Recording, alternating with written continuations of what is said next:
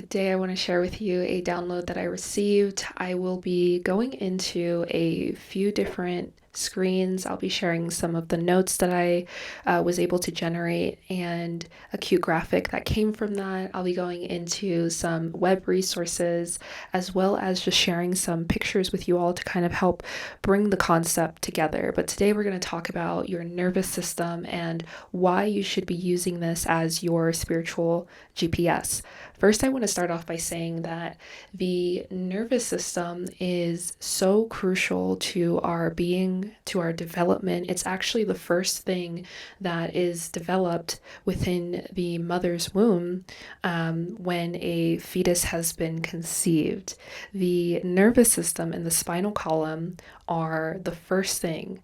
And so to me, it's amazing that there aren't as many studies done on this. People are trying to understand how the nervous system works. They're trying to understand how the brain works. And scientifically, there haven't been many discoveries as of lately.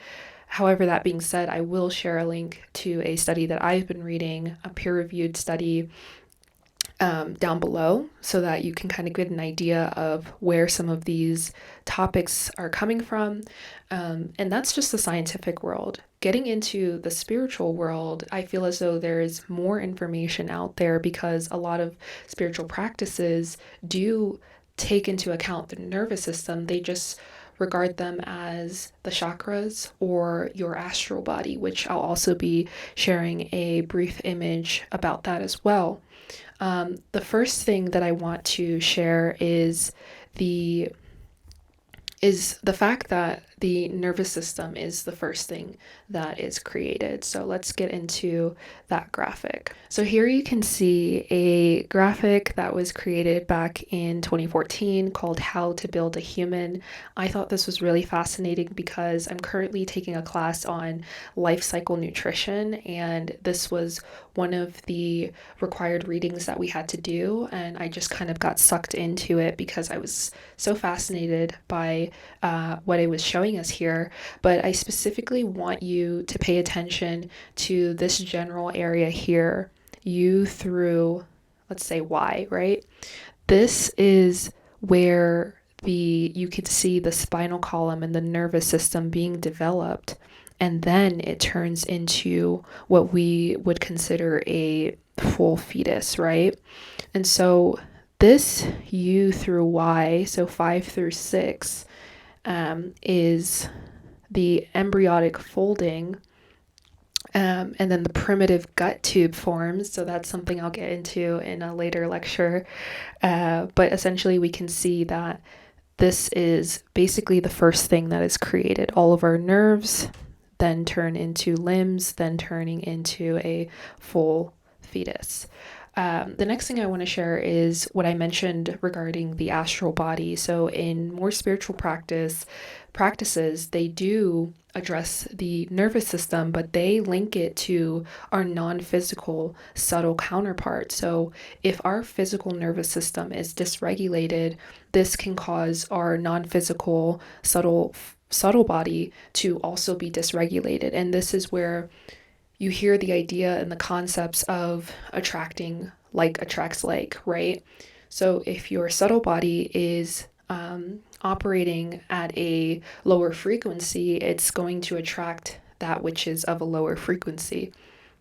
And so how do we reverse this? Essentially, once we begin to regulate our nervous system, then our astral body begins to reflect that regulation of our nervous system, raising our vibration, and then leading us towards essentially higher frequency experiences, higher frequency reality, higher frequency things, places, people, right? And so the beauty of this is that it works both ways. You can begin to consume higher frequency things, doing practices, meditation, going into nature, etc., to help calm and regulate your nervous system, to then change what is happening in your subtle body. Your subtle body also holds a lot of trauma. It holds trauma from present lifetime, past lifetime, etc. And so that's why yoga is a great practice to begin utilizing, because what yoga will do is it not only works on your physical body, it works on your subtle body as well, to begin removing blockages to help release some of this trauma that is stored in your subtle body. Our subtle bodies hold a lot of information as well.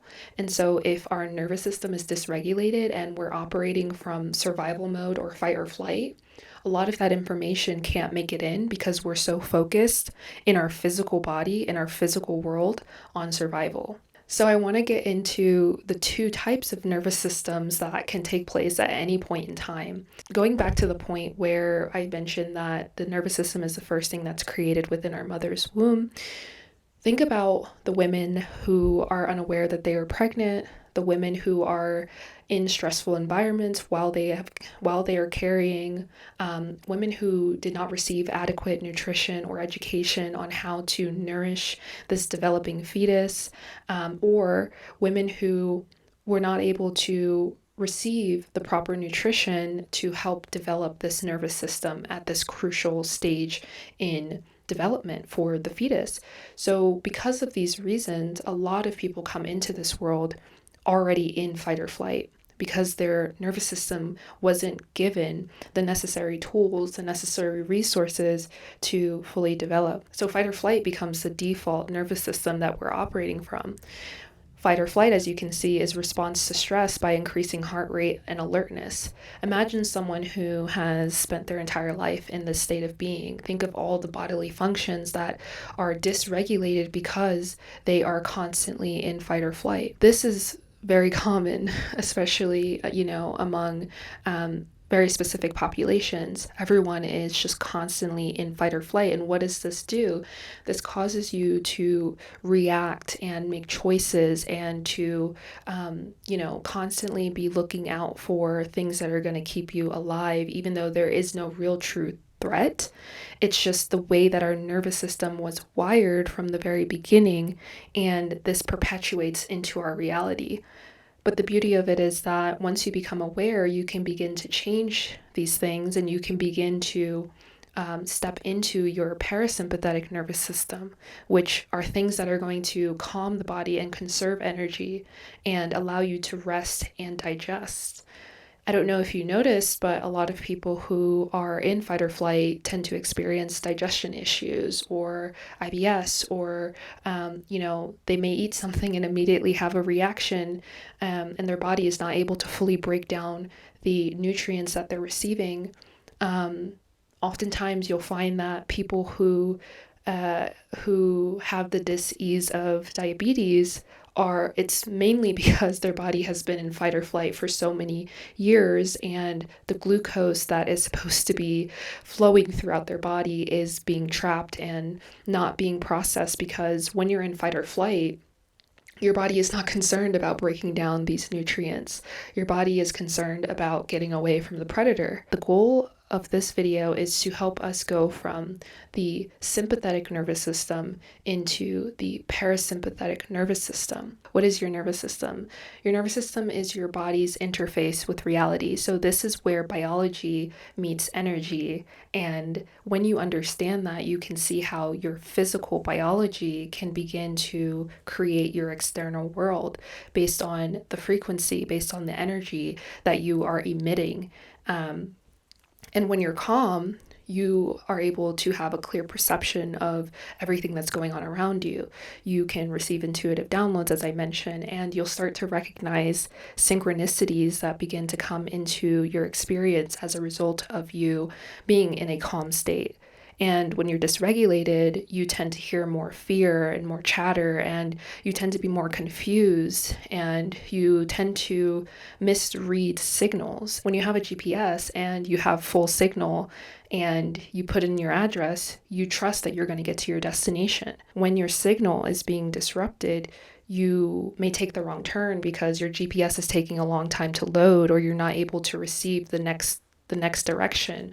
And so we want to understand that when we are calm and regulated and operating from the parasympathetic nervous system, we are able to receive a full signal, and that full signal is going to be what takes us to our destination. So that being said, what are some things that cause your signal to be scrambled, cause your signal to be dysregulated? These are things like trauma and past conditioning. So trauma is what's going to be stored in the body. And as I mentioned, yoga is a really great way to begin moving that trauma out of the body. And when it's out, you start to recognize and you start to see clearly that you were making choices based on a traumatic event from the past or from conditioning from the past. And so now it's time for us to, once we start regulating, all of that trauma comes to the surface and then it releases. And now we're able to see how we can move forward in a more clear direction, in a way that isn't holding us back.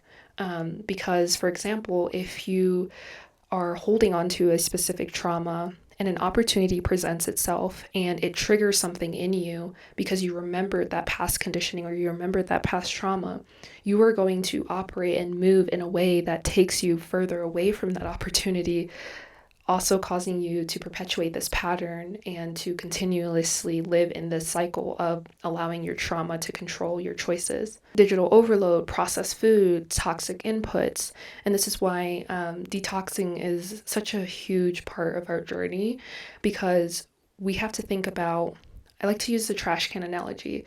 When you have a trash can and you're constantly filling it with things, but you never took the trash out, now this trash is overflowing into other parts of your house, right? So think of it this way. If you have a lot of trauma that's been building up, if you have a lot of toxins that have been building up, if you have a lot of negative thoughts and beliefs and processed foods, and you're constantly receiving digital overload, right? All of this is building up and it's flowing over into other parts of our life, other parts of our bodies. And so detoxing is so, so important when it comes to regulating not only your nervous system, but also strengthening your signal. Constant stress and lack of rest is one of the best ways to activate that sympathetic nervous system. On a scientific level, there are a few things that are taking place when you're operating from your sympathetic nervous system. Essentially, you can trigger it by not sleeping. You can trigger it by experiencing something really stressful or perceiving something to be very stressful and constantly being in that state. The sympathetic nervous system is crucial to our survival, but not when it's constantly on. All behaviors flow from the nervous system, and you can check that out in the link that I shared down below.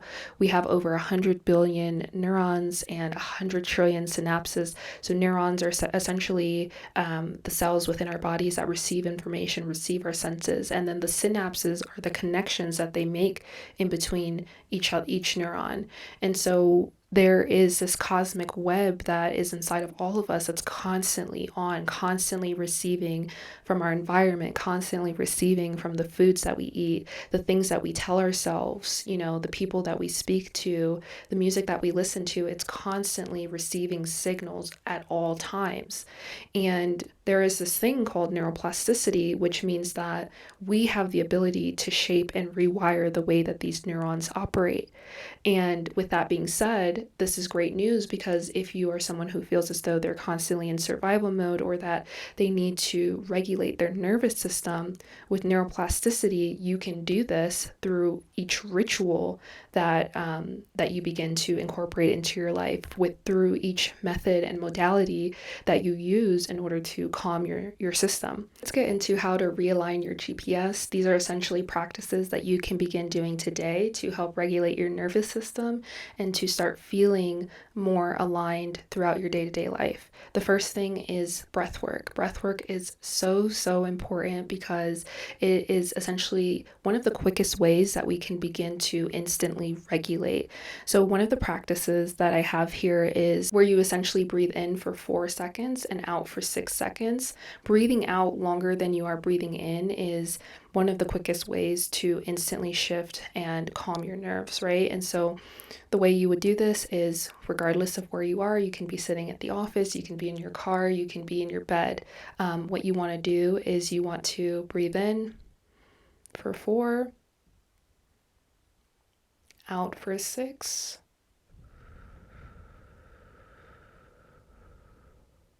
We'll do that a few more times. In for 4, out for 6,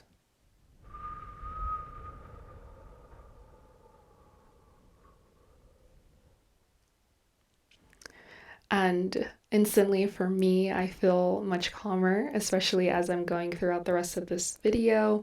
The next thing that you can begin to do is a 90-second shake. Why does this work? Because it helps you to release stress chemicals that have been storing and building up within your body. And when you release these stress chemicals and these stress signals, it signals to your sympathetic nervous system that it's now okay to go offline. It's now okay for the parasympathetic to come in and do what it needs to do. And so this shaking helps you to release those stress hormones that have been building up. You can also go take a walk. You can also dance. You can also do some stretching, do some yoga. The idea here is that you're moving your body to allow these stress hormones to release. And when you do that, it automatically will signal again to your nervous system that you are in a calm state and there is no longer a threat. The third thing that you can begin to do is humming. So this is a form of vagal toning. One of my favorite things to do is to just hum the Om mantra. Om is very sacred, and if you don't want to do the humming yourself, you can also look up some binaural beats on YouTube or Spotify and begin to play those and notice how you begin to feel a vibrational reset. The fourth thing, it has to do with bringing some herbs into your daily practice. Some herbs that are great for clarity and for detoxification, as well as calming your nervous system, are lemon, ginger, and mint. Ginger, all of the above, honestly, being my top 5 favorite. At any point in the day, you can just either make a tea, you can grab a piece of ginger, grab a piece of mint, and just place it in your mouth and chew on that. It's great for clarity, as I mentioned, but also you will feel that instant shift into calmness, and herbs are a great way to support your nervous system. So those are 5 daily regulators that you can begin to implement to start regulating your nervous system. I encourage you to start small, so pick 1 or 2 and then begin tracking how you feel throughout your week. So whether that's creating a mood tracker or just logging something in your notes on your phone, you want to be able to identify how your mood changes. How many synchronicities do you experience throughout the day now that you've been working on your nervous system? And if you want more resources and guides, I have created a 7-day clarity ritual guide. This guide is what I shared with individuals in the community as part of a course that I created all around embodying clarity. And so if you're interested, the link to the community is also down below. But if you have any questions or any thoughts on other ways that you can begin to regulate your nervous system, feel free to comment down below, share your experience, let us know what regulators work the best for you and what clarity came as a result of you actively starting to regulate your nervous system.